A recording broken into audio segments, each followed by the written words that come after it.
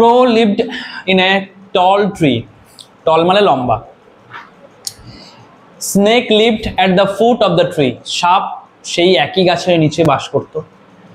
Snake ate crow's chicks. Snake খেয়ে নিল কাকের ছোট ছোট বাচ্চাদের. Crow was helpless. Crow হয়ে গেল অসহায়. Stole a necklace of the prince. সে সেই এলাকার রাজপুত্রের একটি হার চুরি করলো. নেকলেস মানে গলার হার তো নাকি. Dropped it down. ফেলে দিল into the snake's hole. সাপের গর্তে. Guards found the snake necklace. Guards কি করলো নেকলেসকে খুঁজে পেল and killed the snake. এবং সাপটাকে হত্যা করলো. সাপটাকে কি করলো? হত্যা করলো. তাহলে ক্যারেক্টার কি পাচ্ছি? স্নেক আর ক্রো. স্নেক আর ক্রো. আমি দিতে পারি এরকম, দ্য ক্রো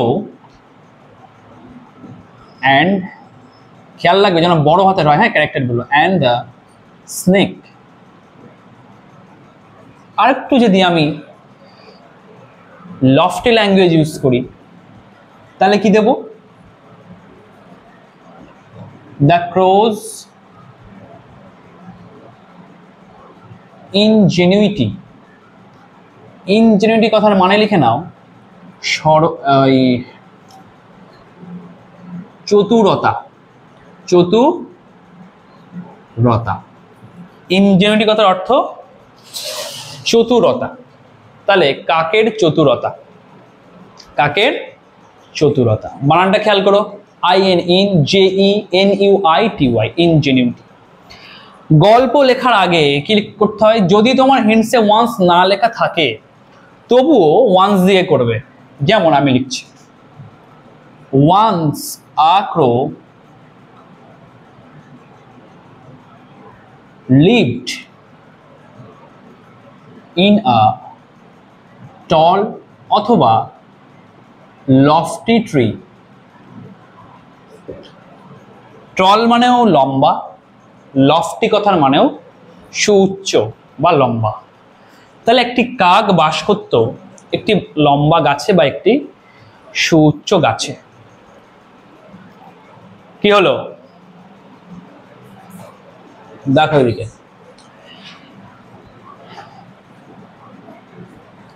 এ স্নেক, না লেখো এ ম্যালেভোলেন্ট স্নেক। ম্যালেভোলেন্ট কথার অর্থ হচ্ছে অশুভ, ক্ষতিকারক, বদমাশ, শয়তান। একটি সাপ, এ ম্যালেভোলেন্ট স্নেক লিভড বাস করত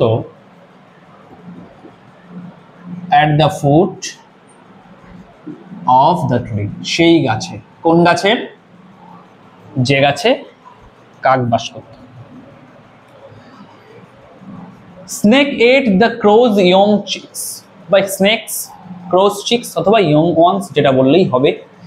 তো দেখো সাপ বাস করতো, আর পরের লাইনে কি লিখে দেবো নাকি ফের যে সাপ খেয়ে ফেলেছিল? না। তাহলে এই একটা হিন্টস, আর এই হিন্টসের মধ্যে একটা রেলেভেন্ট ইনসিডেন্ট তোমাকে খুঁজতে হবে নাকি? এমন একটি ঘটনা খুঁজতে হবে যাতে যেন দুটো হিন্টসকে আমি মেলাতে পারি সুন্দর করে গল্পের আকারে। তাহলে মেলাই দেখি। ওয়ান ডে, একদিন, দ্য ক্রো, সেই কাক, was out of his nest, সে তার বাসা, নেস্ট মানে কি? পাখির বাসা, বা সে তার বাসার বাইরে ছিল। কেন বাইরে ছিল সে? SEARCHING, searching for food. Seeking মানেও খোঁজা, সার্চিং মানেও খোঁজা। যার যেটা মনে থাকবে সে সেটা লিখবে। ক্লিয়ার? তাহলে একদিন সে বাসার বাইরে ছিল। One day the crow was out of his nest searching for food, সে খাদ্যের খোঁজে বাসার বাইরে গেছে। সেই সুযোগে কি হয়েছে? কাকটি গাছের ওপরে উঠেছে, তারপর খেয়েছে। নাকি কাক চলে গেছে আর সে নিচে থেকেই খেয়ে নিয়েছে? তা তো হতে পারে না। সে গাছের উপরে উঠেছে অ্যান্ড খেয়েছে। লেখো গেটিং দিস অপরচুনিটি, সেই সুযোগে, গেটিং দিস অপরচুনিটি বা এই সুযোগে, এখানে দ্যাট লিখলেও হবে, দিস লিখলেও হবে, মানেটা সেই এই হবে। তাহলে গেটিং দিস অপরচুনিটি, এই সুযোগে, দি স্নেক, আচ্ছা পিছিয়ে পিছিয়ে ওঠা English, crawled up, CRAWLED, crawled up,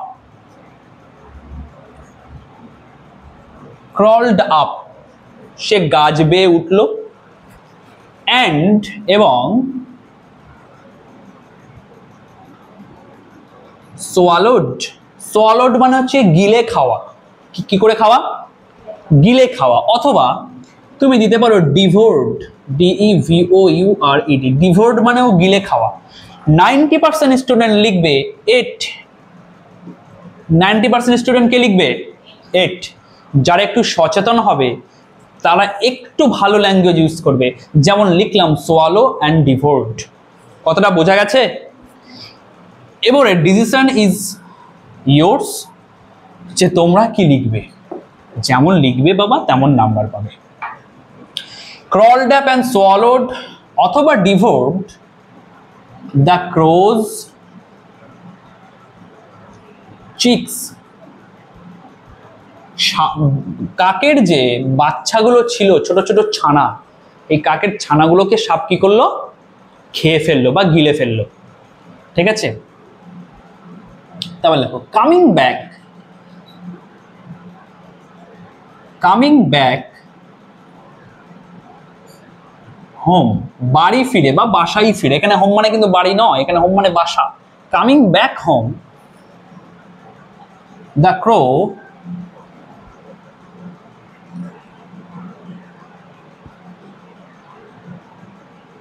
স, দেখেছিল,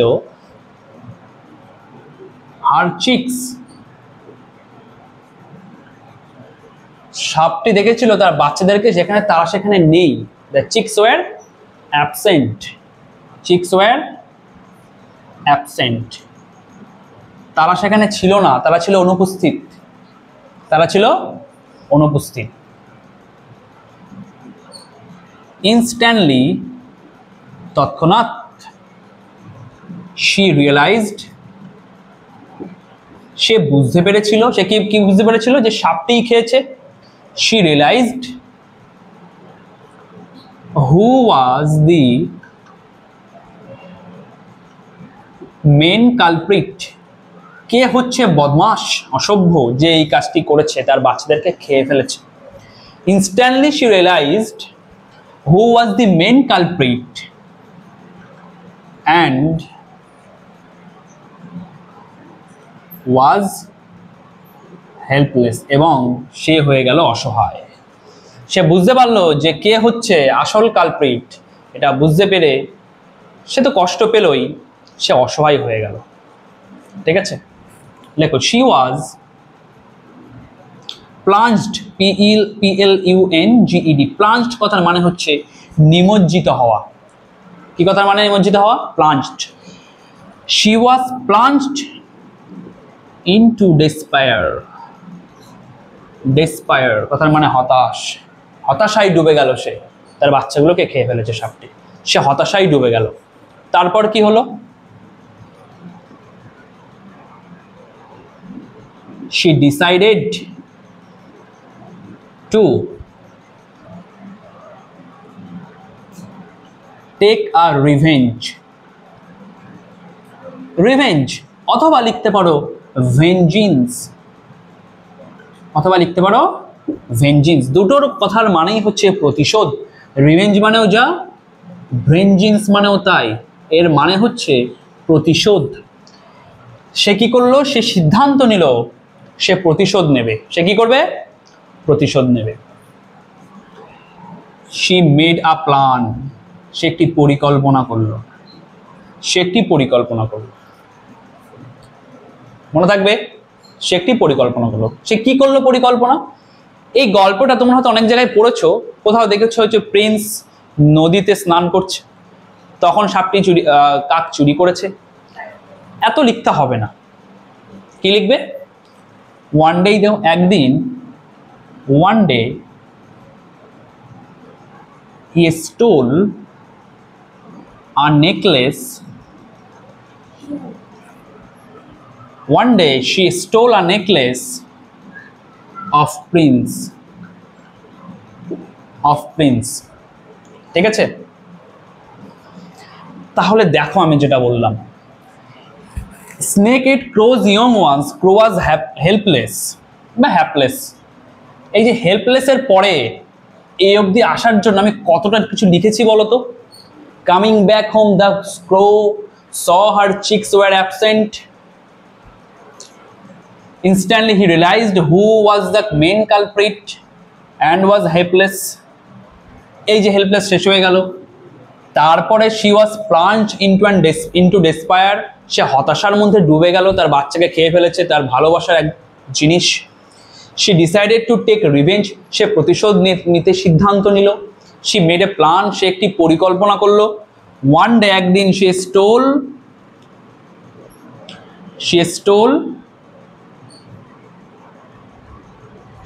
a necklace of prince, সে রাজপুত্রের একটি নেকলেস চুরি করলো। কি করলো? নেকলেস চুরি করলো, গলার হার সে চুরি করলো। the গার্ডগুলো কি করলো? saw her flying, তাকে উঠতে দেখেছিল। with the ornaments, এই অর্নামেন্ট নিয়ে, অর্নামেন্ট কথার অর্থ জুয়েলারি, সোনা দানা বা নেকলেস, এই অর্নামেন্ট নিয়ে তাকে উঠতে দেখলো গার্ডরা, তাই তো? টু সেভ হারসেলফ, নিজেকে বাঁচাতে সে কি করলো? she dropped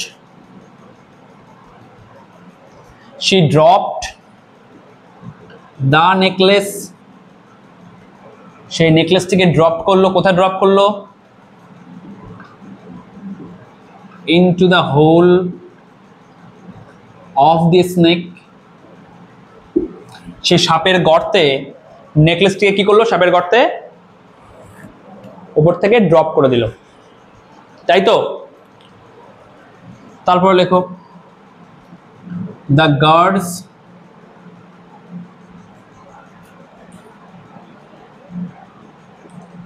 found the necklace,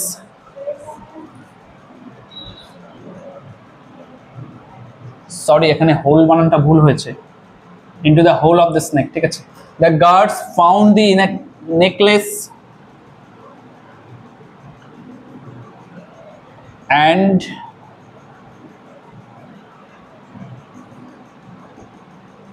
killed the snake. তারা নেকলেসটি খুঁজে পেয়েছিল এবং সাপটিকে হত্যা করেছিল। ব্যাস, ঠিক আছে? এরপরের লাইন লেখো, দ্য ক্রো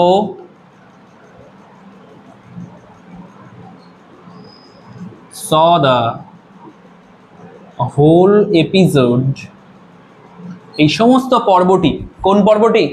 ওই যে গার্ডগুলো আসলো, সেটা কি খুঁজে পেল, ঠিক আছে?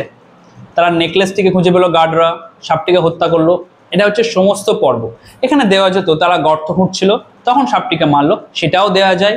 বা তুমি যদি normal the guards found the necklace and kill the snake, এটাও লিখলেও হবে, ঠিক আছে? The crow saw the whole episode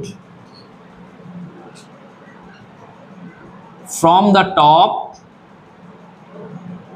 of the tree, গাছের ওপর থেকে সে সমস্ত ঘটনাটি বর্ণনা করলো। দেখো এখানে এই হোল মানে হচ্ছে গর্ত, আর WHO হোল মানে হচ্ছে সমগ্র, মনে থাকবে? সে সমস্ত ঘটনাটি গাছের ওপর থেকে দেখলো। at last she gave a sob of relief, সফ মানে হচ্ছে একটি কান্না, রিলিফ কথার মানে হচ্ছে মুক্তি। তাহলে সে তো মুক্তি পেয়েছে সাপের থেকে, তাই তো? কিন্তু সে কান্না করলো কেন? কারণ তার প্রিয় কোনো এক মানুষ, প্রিয়জন তারা আর এই দুনিয়ায় নেই, তাদেরকে সাপ খেয়ে ফেলেছে। এই কষ্টে সে একটু কান্না করলো, আর সে অবশেষে রিভেঞ্জ নিতে পেরে সে মুক্তিও পেল, তার নিজের কাছে সে মুক্তি পেল যে আমি রিভেঞ্জ নিয়ে নিয়েছি, আমি প্রতিশোধ নিয়ে নিয়েছি। ঠিক আছে, at last she gave a sob of relief. এই হয়ে গেল তোমাদের the crow and the snake. আচ্ছা, এখানকার ওয়ার্ডগুলো দেখি। ইনজেনিউইটি মানে চতুরতা, ম্যালেভোলেন্ট কথার মানে হচ্ছে অশুভ, দুষ্ট, ঠিক আছে, যে লোকের ক্ষতি করতে চায়। রিভেঞ্জ মানে প্রতিশোধ, সোয়ালোড মানে গিলে খাওয়া, ডিভোর্ড মানে পুরোপুরি সাবার করে দেওয়া, গিলে খাওয়া। আচ্ছা, সব of relief, notice the fresh সব অফ রিলিফ, তার মানে হচ্ছে মুক্তির একটি কান্না, অঝরে কান্না নয়, এইভাবে কান্না, আহারে আমার ছেলেগুলো মরে গেল, আমার বাচ্চাটা মরে গেল, এইভাবে কান্না। ঠিক আছে, সে প্রত্যেকে দেখছে সাপটাকে হত্যা করেছে, সাপটার ওই করুণ অবস্থা দেখে তার নিজের বাচ্চাদের কথা মনে পড়েছে যে আমার বাচ্চাকে এই শয়তানটাই খেয়ে ফেলেছে, ওই জন্য তার চোখ থেকে একটু জল পড়লো এবং সে একটা মুক্তির নিঃশ্বাস নিল। এখানে শাই অফ রিলিফও দেওয়া যায়, শাই অফ রিলিফ, সব অফ রিলিফও দেওয়া যায়, শাই অফ রিলিফও দেওয়া যায়, মনে থাকবে। আচ্ছা, এরপর আসি আমরা মোরালে। মোরাল দেখো, মোরাল 1 নাম্বার, ব্রেন ইজ, মস্তিষ্ক মানে বুদ্ধি, ব্রেন ইজ মাইটিয়ার দ্যান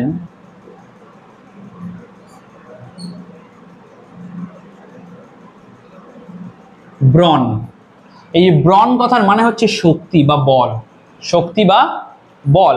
আবার এই ব্রন কথার মানে হচ্ছে শূকরের মাংসও হয়, যেমন পর্ক মানে শূকরের মাংস, পর্ক PORK, তাই তো আমরা সবাই জানি। আবার BRAWN, এই ব্রন মানেও শূকরের মাংস, ঠিক আছে, দুরকম মানে হয়। তাহলে এখানে ব্রেন ইজ মাইটিয়ার দ্যান ব্রন এর কথার মানে হচ্ছে মস্তিষ্ক বা বুদ্ধি হচ্ছে শক্তির চেয়ে বড়, শক্তির চেয়ে বড়। 2 নাম্বার, উইজডম বা জ্ঞান বা বুদ্ধি is always powerful, always powerful, বা wisdom is always a example of strength, এটাও দেওয়া যায়, ঠিক আছে, এটাও দেওয়া যায়, মনে থাকবে কথা, দিলেই হবে, বোঝা গেছে? তো এই হচ্ছে তোমাদের the crow and the snake. টাইটেলটা খেয়াল করবে আর মোরালটা খেয়াল করবে, বলে দিলাম। প্রত্যেকটা স্টোরি যে কটা আমি লেখাবো সমস্তটা টাইটেল এবং মোরাল অবশ্যই মনে রাখতে হবে, মনে থাকবে।